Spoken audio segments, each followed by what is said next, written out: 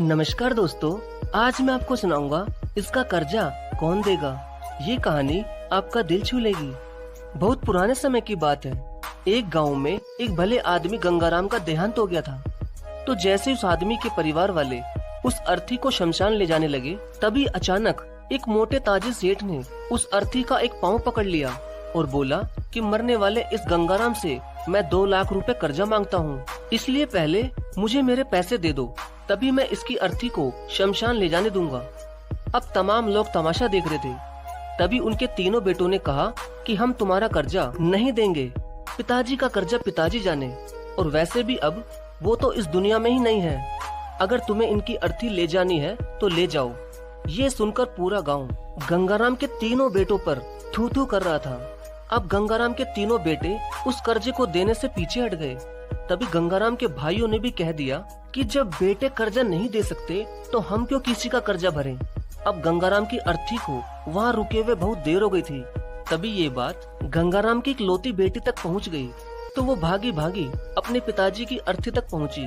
तभी उसने देखा कि उसके पिता की अर्थी का एक पाँव किसी बड़े सेठ ने पकड़ रखा था।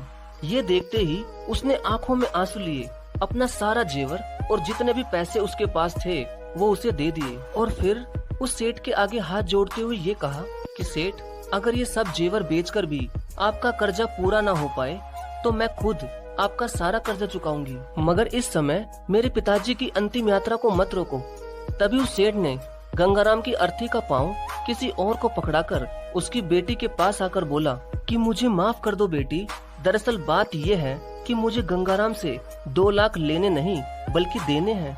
गंगाराम ने 3 साल पहले मेरी कुछ मजबूरी पड़ने पर अपनी एक जमीन बेचकर मुझे ये 2 लाख रुपए दिए थे, और वो तो इतना भला आदमी था कि मुझसे 1 रुपया भी ब्याज नहीं लिया।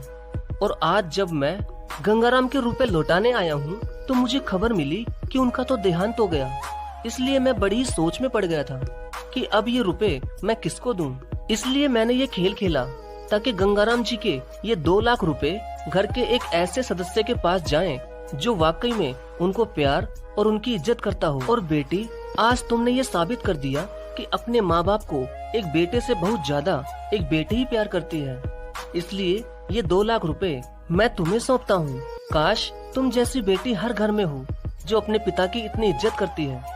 ये सब देखकर गंगाराम के बेटे और भाई का सिर शर्म से नीचे झुक गया।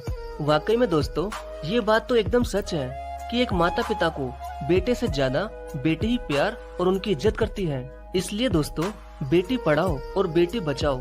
धन्यवाद।